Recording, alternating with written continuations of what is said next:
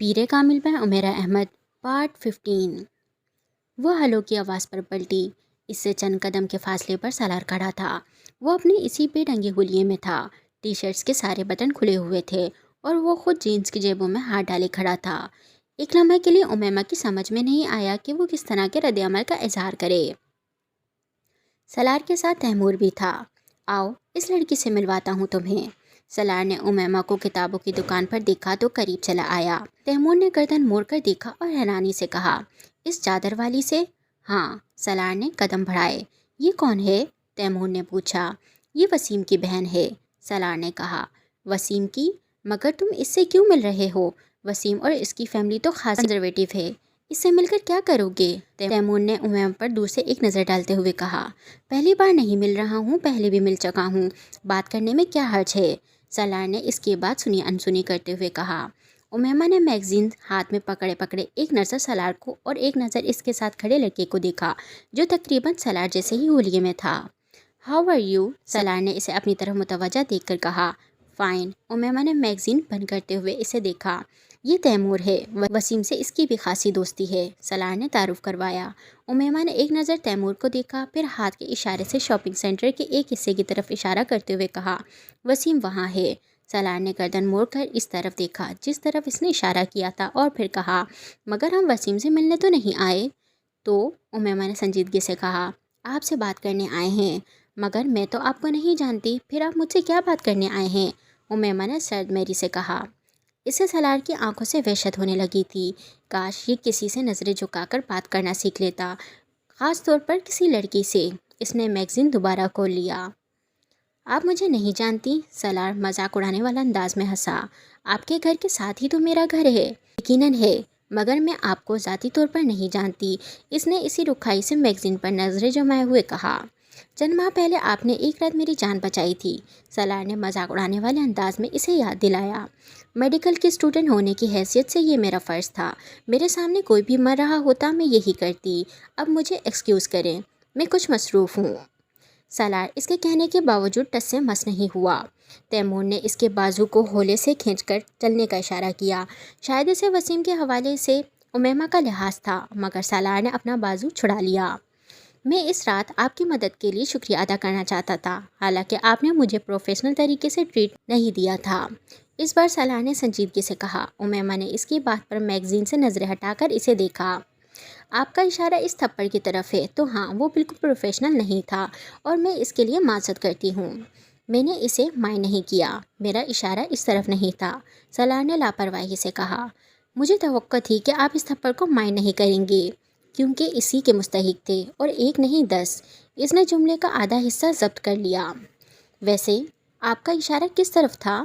بے حد third class طریقے سے بینڈیج کی تھی آپ نے میری، اور آپ کو پراپر طریقے سے بلڈ پریشر بھی چیک کرنا نہیں آتا، سالار نے لاپرواہی سے کہتے ہوئے چنگم کی ایک اسٹک اپنے منہ میں ڈالی۔ امیمہ کے کان کی لویں سرخ ہونے لگی۔ وہ پلکیں جھپکائے بغیر اسے دیکھتی رہی۔ افسوسناک بات ہے کہ ایک ڈاکٹر کو ایسے معمولی کام نہ آتے ہوں جو کسی بھی عام آدمی کو آتے ہیں۔ اس بار اس کا انداز پھر مذاق اڑانے والا تھا۔ میں ڈاکٹر نہیں ہوں، میڈیکل کے ابتدائی سالوں میں ہوں، پہلی بات، اور جہاں تک ان پروفیشنل ہونے کا تعلق ہے تو اگلی بار صحیح، آپ نے تو ابھی اس طرح کی کئی کوششیں کرنی ہیں، میں آہستہ آہستہ آپ پر پریکٹس کر کے اپنا ہاتھ صاف کر لوں گی۔ ایک لمحے کے لیے وہ کچھ بول نہیں سکا، پھر اس کے چہرے پر مسکراہٹ ابھری، یوں جیسے وہ اس کی بات پر محظوظ ہوا تھا مگر شرمندہ نہیں، اور اس نے اظہار بھی کر دیا تھا۔ اگر آپ مجھے شرمندہ کرنے کی کوشش کر رہی ہیں تو آپ اس کام میں ناکام ہوں گی۔ میں جانتی ہوں آپ شرمندہ نہیں ہوتے، یہ صرف انسانوں میں ہوتی ہے۔ امیمہ نے اس کی بات کاٹ دی۔ آپ کے خیال میں کیا ہوں؟ سالار نے اسی انداز میں کہا۔ پتہ نہیں، ایک وٹ اس بارے میں آپ کو زیادہ بہتر گائیڈ کر سکے گا۔ اس بار اس کی بات پر ہنسا۔ دو پیروں پر چلنے والے جانور کو ہر میڈیکل ڈکشنری انسان کہتی ہے، اور میں دو پیروں پر چلتا ہوں۔ ریچھ سے لے کر کتے تک ہر 4 پیروں پر چلنے والا جانور 2 پیر پر چل سکتا ہے اگر اسے ضرورت پڑے یا اس کا دل چاہے تو، مگر میرے 4 پیر نہیں۔ اور میں صرف ضرورت کے وقت نہیں، ہر وقت دو ہی پیروں سے چلتا ہوں۔ سالار نے عجیب سے انداز میں اپنے لفظوں پر زور دیتے ہوئے کہا، یہ آپ کی خوش قسمتی ہے کہ آپ کے چار پیر نہیں ہیں، اسی لیے میں نے آپ کو ویٹ سے ملنے کو کہا۔ وہ آپ کو آپ کی خصوصیات کے بارے میں صحیح بتا سکے گا۔ امیمہ نے سرد آواز میں کہا۔ وہ اسے زج کرنے میں واقعی کامیاب ہو چکا تھا۔ ویسے جتنی اچھی طرح آپ سے جانوروں کے بارے میں جانتی ہیں، آپ ایک بہت اچھی ویٹ ثابت ہو سکتی ہیں۔ آپ کے علم سے خاصا متاثر ہوا ہوں۔ امیمہ کے چہرے کی سرخی میں کچھ اور اضافہ ہو گیا۔ اگر آپ میری ویٹ بن جاتی ہیں تو میں آپ کے بتائے ہوئے مشورے کے مطابق آپ ہی کے پاس آیا کروں گا تاکہ آپ میرے بارے میں ریسرچ کر کے مجھے بتا سکیں۔ سالار نے بڑی سنجیدگی سے کہا۔ وہ اس کی بات کے جواب میں کچھ نہیں کہہ سکی، صرف اسے دیکھ رہی تھی۔ وہ ضرورت سے کچھ زیادہ ہی منہ پھٹ تھا اور ایسے شخص کے ساتھ لمبی گفتگو کرنا آبل مجھے مار کے مترادف تھا، اور یہ حماقت کر چکی تھی۔ ویسے آپ کیا فیس چارج کریں گی؟ وہ بڑی سنجیدگی سے پوچھ رہا تھا۔ یہ وسیم آپ کو بتا دے گا۔ امیمہ نے اس بار اسے دھمکانے کی کوشش کی۔ چلیں ٹھیک ہے، یہ میں وسیم سے پوچھ لوں گا، اس طرح تو خاصی آسانی ہو جائے گی۔ وہ اس کی دھمکی کو سمجھنے کے باوجود مروب نہیں ہوا اور اس نے امیمہ کو یہ جتا بھی دیا۔ تیمور نے ایک بار پھر اس کا بازو پکڑ لیا۔ آؤ سالار، چلتے ہیں، مجھے ایک ضروری کام یاد آ رہا ہے۔ اس نے عجلت کے عالم میں سالار کو اپنے ساتھ تقریباً گھسیٹنے کی کوشش کی، مگر سالار نے توجہ نہیں دی۔ چلتے ہیں یار، اس طرح کھینچو تو مت۔ وہ اس سے کہتے ہوئے ایک بار پھر امیمہ کی طرف متوجہ ہو گیا۔ بہرحال یہ سب مذاق تھا، میں واقعی آپ کا شکریہ ادا کرنے آیا تھا۔ آپ نے اور وسیم نے کافی مدد کی میری۔ Goodbye. وہ کہتے ہوئے واپس مڑ گیا۔ امیمہ نے بے اختیار ایک سکون کا سانس لیا۔ وہ شخص واقعی کریک تھا۔ اسے حیرت ہو رہی تھی کہ وسیم جیسا شخص کیسے اس آدمی کے ساتھ دوستی رکھ سکتا ہے۔ وہ ایک بار پھر میگزین کے ورق الٹنے لگی۔ سالار آیا تھا تمہارے پاس؟ وسیم نے اس کے پاس آ کر پوچھا۔ دور سے سالار اور تیمور کو دیکھ لیا تھا۔ ہاں۔ امیمہ نے ایک نظر اسے دیکھا اور ایک بار پھر میگزین دیکھنے لگی۔ کیا کہہ رہا تھا؟ وسیم نے کچھ تجسس سے پوچھا۔ مجھے حیرت ہوتی ہے کہ تم نے اس جیسے شخص کو ساتھ دوستی کیسے کر لی۔ میں نے زندگی میں اس سے زیادہ بےہودہ اور بدتمیز لڑکا نہیں دیکھا، امیمہ نے اکھڑے ہوئے لہجے میں کہا۔ میرا شکریہ ادا کرنے آیا تھا اور مجھ سے کہہ رہا تھا کہ مجھے بینڈیج تک ٹھیک سے کرنی نہیں آتی اور نہ بلڈ پریشر چیک کر سکتی ہوں۔ وسیم کے چہرے پر مسکراہٹ آئی۔ اس کو دفع کرو، یہ عقل سے پیدل ہے۔ میرا دل تو چاہ رہا تھا کہ میں اسے 2 ہاتھ اور لگاؤں، اس کے ہوش ٹھکانے آ جائیں۔ منہ اٹھا کر اپنے دوستوں کو لے کر پہنچ گیا ہے یہاں۔ بھائی، کس نے کہا ہے تم سے شکریہ ادا کرنے کو؟ اور مجھے تو وہ دوسرا لڑکا بھی خاصا برا لگا اور کہہ رہا تھا کہ تمہاری اس کے ساتھ بھی دوستی ہے۔ امیمہ کو اچانک یاد آیا۔ دوستی تو نہیں، بس جان پہچان ہے، وسیم نے وضاحت پیش کی۔ تمہیں ایسے لڑکوں کے ساتھ جان پہچان رکھنے کی ضرورت بھی کیا ہے؟ حلیہ دیکھا تھا تم نے ان دونوں کا؟ نہ انہیں بات کرنے کی تمیز تھی، نہ لباس پہننے کا سلیقہ، اور منہ اٹھا شکریہ ادا کرنے آ گئے ہیں۔ بہرحال تم اس سے مکمل طور پر قطع تعلق کر لو، کوئی ضرورت نہیں ہے اس طرح کے لڑکوں سے جان پہچان بنانے کی۔ امیمہ نے میگزین رکھتے ہوئے ایک بار پھر اسے تنبیہ کی اور پھر باہر جانے کے لیے قدم بڑھا دیے۔ وسیم بھی اس کے ساتھ چلنے لگا۔ مگر میں ایک بات پر حیران ہوں، یہ جس حالت میں تھا اسے کیسے یاد ہے کہ میں نے اس کی بینڈیج اچھی نہیں کی تھی یا بلڈ پریشر لینے میں مجھے دقت ہو رہی تھی؟ امیمہ نے کچھ سوچتے ہوئے کہا۔ میں یہ سمجھ رہی تھی کہ یہ ایسے ہی ہاتھ پاؤں جھٹک رہا ہے، مجھے یہ اندازہ نہیں تھا کہ یہ اپنے ارد گرد ہونے والی چیزوں کو بھی آبزرو کر رہا ہے۔ اسے بینڈیج واقعی خراب کی تھی تم نے، اور اگر میں تمہاری مدد نہ کرتا تو بلڈ پریشر کی ریڈنگ لینا بھی تمہیں نہیں آتی۔ کم از کم اس بارے میں وہ جو کہہ رہا تھا ٹھیک کہہ رہا تھا، وسیم نے مسکراتے ہوئے کہا۔ ہاں مجھے پتا ہے، امیمہ نے اعتراف کرنے والے انداز میں کہا، مگر میں اس وقت بہت نروس تھی۔ میں پہلی بار اس طرح کی صورتحال کا شکار ہوئی تھی، اور پھر اس کے ہاتھ سے نکلنے والا خون مجھے اور خوفزدہ کر رہا تھا، اور اوپر سے اس کا رویہ۔ کسی خودکشی کرنے والے انسان کو اس طرح کی حرکتیں کرتے نہیں دیکھا تھا میں نے۔ اور تم ڈاکٹر بننے جا رہی ہو، وہ بھی ایک قابل اور نامور ڈاکٹر، ناقابل یقین، وسیم نے تبصرہ کیا۔ اب کم از کم تم اس طرح کی باتیں نہ کرو، امیمہ نے احتجاج کیا۔ میں نے اس لیے تمہیں یہ سب نہیں بتایا کہ تم مذاق اڑاؤ۔ وہ لوگ پارکنگ ایریا میں پہنچ گئے تھے۔ کچھ دنوں سے وہ جلال اور زینب کے رویے میں عجیب سی تبدیلی دیکھ رہی تھی۔ وہ دونوں اس سے بہت اکھڑے اکھڑے رہنے لگے تھے۔ ایک عجیب سا تناؤ تھا جو وہ اپنے اور ان کے درمیان محسوس کر رہی تھی۔ اس نے 1-2 بار جلال کو ہاسپٹل فون کیا، مگر ہر بار اسے یہی جواب ملتا، وہ مصروف ہے۔ وہ زینب کو اگر کالج سے لینے بھی آتا تو پہلے کی طرح اس سے نہیں ملتا، اور اگر ملتا بھی تو صرف رسمی الیگ سلیگ کے بعد واپس چلا جاتا۔ وہ شروع میں اس تبدیلی کو اپنا وہم سمجھتی رہی، مگر پھر زیادہ پریشان ہونے پر وہ ایک دن جلال کے ہاسپٹل چلی آئی۔ جلال کا رویہ بے حد سرد تھا۔ امیمہ کو دیکھ کر اس کے چہرے پر مسکراہٹ تک نہیں آئی۔ کافی دن ہو گئے تھے ہمیں ملے ہوئے، اس لیے میں خود چلی آئی، امیمہ نے اپنے سارے اندیشوں کو جھٹکنے کی کوشش کرتے ہوئے کہا۔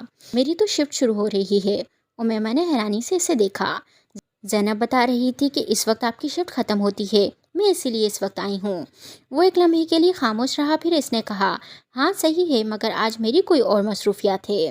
وہ اس کا منہ دیکھ کر رہ گئی۔ جلال، آپ کسی وجہ سے مجھ سے ناراض ہیں؟ ایک لمحے کے توقف کے بعد اس نے کہا، نہیں، میں کسی سے ناراض نہیں ہوں۔ جلال نے اسی رکھائی سے کہا، کیا آپ 10 منٹ باہر آ کر میری بات سن سکتے ہیں؟ جلال کچھ دیر اسے دیکھتا رہا، پھر اس نے اپنا اوورول اپنے بازو پر ڈال لیا اور کچھ کہے بغیر کمرے سے باہر نکل آیا۔ باہر جاتے ہی جلال نے اپنی ریسٹ واچ پر نظر دوڑائی۔ یہ شاید اس کے لیے بات شروع کرنے کا اشارہ تھا۔ آپ میرے ساتھ اس طرح مس بہیو کیوں کر رہے ہیں؟ کیا مس بہیو کر رہا ہوں؟ جلال نے اکھڑا انداز میں کہا۔ آپ بہت دنوں سے مجھے اگنور کر رہے ہیں۔ ہاں، کر رہا ہوں۔ امیمہ کو توقع نہیں تھی کہ وہ اتنی صفائی سے اس بات کا اعتراف کر لے گا۔ کیونکہ میں تم سے ملنا نہیں چاہتا۔ وہ کچھ لمحوں کے لیے کچھ بول نہیں سکی۔ کیوں؟ یہ بتانا ضروری نہیں ہے، اس نے اسی اکھڑے ہوئے انداز میں کہا۔ میں جاننا چاہتی ہوں کہ آپ کا رویہ ایک دم کیوں تبدیل ہو گیا ہے؟ نہ کوئی تو وجہ ہوگی اس کی، امیمہ نے کہا۔ ہاں وجہ ہے، مگر میں تمہیں بتانا ضروری نہیں سمجھتا، بالکل اسی طرح جس طرح تم بہت سی باتیں مجھے بتانا ضروری نہیں سمجھتی۔ وہ اس کا منہ دیکھنے لگی۔ میں نے کون سی بات آپ کو نہیں بتائی؟ یہ کہ تم مسلمان نہیں ہو، جلال نے بڑے تلخ لہجے میں کہا۔ امیمہ سانس تک نہیں لے سکی۔ کیا تم نے یہ بات مجھ سے چھپائی نہیں؟ جلال، میں بتانا چاہتی تھی، امیمہ نے شکست خور انداز میں کہا۔ چاہتی تھی، مگر تم نے بتایا تو نہیں، دھوکہ دینے کی کوشش کی تم نے۔ جلال، میں نے آپ کو دھوکہ دینے کی کوشش نہیں کی، امیمہ نے جیسے احتجاج کیا۔ میں آپ کو کیوں دھوکہ دوں گی؟ مگر تم نے یہی کیا، جلال نے سر جھٹکتے ہوئے کہا۔ جلال نے اس کی بات کاٹ دی۔ تم نے جان بوجھ کر مجھے ٹریپ کیا، امیمہ کی آنکھوں میں آنسو آ گئے۔ ٹریپ کیا؟ اس نے زیر لب جلال کے لفظوں کو دہرایا۔ تم جانتی تھی کہ میں اپنے پیغمبر صلی اللہ علیہ وآلہ وسلم سے عشق کرتا ہوں۔ وہ شکست خور انداز میں اسے دیکھتی رہی۔ شادی تو دور کی بات ہے، اب جب میں تمہارے بارے میں سب کچھ جان گیا ہوں تو میں تم سے کوئی تعلق نہیں رکھنا چاہتا۔ تم دوبارہ مجھ سے ملنے کی کوشش مت کرنا، جلال نے دو ٹوک انداز میں کہا۔ جلال، میں اسلام قبول کر چکی ہوں، امیمہ نے مدھم آواز میں کہا۔ او کم آن، جلال نے تحقیرآمیز انداز میں اپنا ہاتھ چھٹکا۔ یہاں کھڑے کھڑے تم نے میرے لیے اسلام قبول کر لیا؟ اس بار وہ مذاق اڑانے والے انداز میں ہنسا۔ جلال، میں آپ کے لیے مسلم نہیں ہوئی، آپ میرے لیے ایک ذریعہ ضرور بنے۔ مجھے کئی ماہ ہو گئے ہیں اسلام قبول کیے، اور اگر آپ کو میری بات پر یقین نہیں ہے تو میں آپ کو ثبوت دے سکتی ہوں۔ آپ میرے ساتھ چلیں۔ اس بار جلال کچھ الجھے ہوئے انداز میں اسے دیکھنے لگا۔ میں مانتی ہوں میں نے آپ کی طرف پیش قدمی خود کی، آپ کے بقول میں نے آپ کو ٹریپ کیا، میں نے ٹریپ نہیں کیا، میں صرف بے بس تھی۔ آپ کے معاملے میں مجھے خود پر قابو نہیں رہتا تھا، آپ کی آواز کی وجہ سے۔ آپ جانتے ہیں میں نے آپ کو بتایا تھا، میں پہلی بار آپ کو نعت پڑھتے سنا تو میں نے کیا محسوس کیا تھا۔ آپ کو اگر میرے بارے میں پہلے ہی یہ سب کچھ پتہ چل جاتا تو آپ میرے ساتھ یہی سلوک کرتی جو آپ کر رہے ہیں۔ مجھے صرف اس بات کا اندیشہ تھا، جس کی وجہ سے میں نے آپ سے یہ سب کچھ چھپائے رکھا۔ بعض باتوں میں انسان کو اپنے اوپر اختیار نہیں ہوتا، مجھے بھی آپ کے معاملے میں خود پر کوئی اختیار نہیں ہوتا تھا، اس نے رنجیدگی سے کہا۔ تمہارے گھر والوں کو اس بات کا پتہ ہے؟ نہیں، میں انہیں نہیں بتا سکتی، میری منگنی ہو چکی ہے، میں نے آپ کو اس بارے میں بھی نہیں بتایا۔ وہ ایک لمحے کے لیے رکی۔ مگر میں وہاں شادی نہیں کرنا چاہتی، میں آپ سے شادی کرنا چاہتی ہوں۔ میں صرف اپنی تعلیم مکمل ہونے کا انتظار کر رہی ہوں، تب میں اپنے پیروں پر کھڑی ہو جاؤں گی اور پھر میں آپ سے شادی کر لوں گی۔ 4-5 سال بعد جب میں ڈاکٹر بن جاؤں گی تو شاید میرے پیرنٹس آپ سے میری شادی پر اس طرح اعتراض نہ کریں جس طرح وہ اب کریں گے۔ اگر مجھے یہ خوف نہ ہو کہ وہ میری تعلیم ختم کروا کر میری شادی اسجد سے کر دیں گے تو شاید میں نے ابھی اس بات کے بارے میں بتا دیتی کہ میں اسلام قبول کر چکی ہوں، مگر میں ابھی پوری طرح ان پر ڈیپینڈنٹ ہوں۔ میرے ہاتھ بندھے ہوئے ہیں۔ آپ وہ واحد راستہ تھے جو مجھے نظر آیا۔ مجھے واقعی آپ سے محبت ہے۔ پھر میں آپ کو شادی کی پیشکش نہ کرتی تو اور کیا کرتی؟ آپ اس صورتحال کا اندازہ نہیں کر سکتے جس کا سامنا میں کر رہی ہوں۔ میری جگہ پر ہوتے تو آپ کو اندازہ ہوتا کہ میں جھوٹ بولنے کے لیے کتنی مجبور ہو گئی تھی۔ جلال کچھ کہے بغیر پاس موجود لکڑی کی بینچ پر بیٹھ گیا۔ وہ اب پریشان نظر آ رہا تھا۔ امیمہ نے اپنی آنکھیں پوچھ لیں۔ کیا آپ کے دل میں میرے لیے کچھ بھی نہیں ہے؟ صرف اس لیے میرے ساتھ انوالو ہے کیونکہ میں آپ سے محبت کرتی ہوں؟ جلال نے اس کے سوال کا جواب دینے کے بجائے اس سے کہا۔ امیمہ بیٹھ جاؤ۔ پورا پینڈورا باکس کھل گیا ہے میرے سامنے۔ اگر میں تمہاری صورتحال کا اندازہ نہیں کر سکتا تو تم بھی میری پوزیشن کو نہیں سمجھ سکتی۔ امیمہ اسے کچھ فاصلے پر رکھی بینچ پر بیٹھ گئی۔ میرے والدین کسی غیر مسلم لڑکی سے میری شادی نہیں کریں گے، نظر اس کے کہ میں اس سے محبت کرتا ہوں یا نہیں۔ جلال میں غیر مسلم نہیں ہوں۔ تم اب نہیں ہو مگر پہلے تو تھیں، اور پھر تمہارا خاندان۔ میں ان دونوں چیزوں کے بارے میں کچھ نہیں کر سکتی، امیمہ نے بے بسی سے کہا۔ جلال نے جواب میں کچھ نہیں کہا۔ کچھ دیر وہ دونوں خاموش رہے۔ کیا آپ اپنے پیرنٹس کی مرضی کے بغیر مجھ سے شادی نہیں کر سکتے؟ کچھ دیر بعد امیمہ نے کہا۔ یہ بہت بڑا قدم ہوگا، جلال نے نفی میں سر ہلاتے ہوئے کہا، اور بالفرض میں یہ کام کرنے کا سوچ بھی لوں تو بھی نہیں ہو سکتا۔ تمہاری طرح میں بھی اپنے پیرنٹس پر ڈیپینڈنٹ ہوں، جلال نے اپنی مجبوری بتائی، مگر آپ ہاؤس جاب کر رہے ہیں اور چند سالوں میں اسٹیبلش ہو جائیں گے، امیمہ نے کہا۔ میں ہاؤس جاب کے بعد اسپیشلائزیشن کے لیے باہر جانا چاہتا ہوں، اور یہ میرے پیرنٹس کی مالی مدد کے بغیر نہیں ہو سکتا۔ اسپیشلائزیشن کے بعد ہی میں واپس آ کر اپنی پریکٹس اسٹیبلش کر سکتا ہوں۔ 3-4 سال اپنی اسٹڈیز ختم کرنے میں بھی لگ جائیں گے، جلال نے اسے یاد دلایا۔ پھر امیمہ نے اسے مایوسی سے دیکھا۔ پھر یہ کہ مجھے سوچنے کا وقت دو، شاید میں کوئی راستہ نکال سکوں۔ میں تمہیں چھوڑنا نہیں چاہتا مگر میں اپنا کیریئر بھی خراب نہیں کر سکتا۔ میرا پرابلم صرف یہ ہے کہ میرے پاس کچھ بھی نہیں ہے، جو کچھ ہے ماں باپ کا ہے، اور وہ اپنی ساری جمع پونجی مجھ پر خرچ کر رہے ہیں، یہ سوچ کر کہ میں کل کو ان کے لیے کچھ کر سکوں۔ وہ بات کرتے کرتے رکا۔ کیا ایسا ہو سکتا ہے کہ تمہارے والدین اپنی مرضی سے تمہاری شادی مجھ سے کر دیں؟ میں کم سے کم میرے والدین کو یہ اعتراض تو نہیں ہوگا کہ تم نے اپنے والدین کی مرضی کے خلاف انہیں بتائے بغیر مجھ سے شادی کی۔ وہ جلال کا چہرہ دیکھنے لگی۔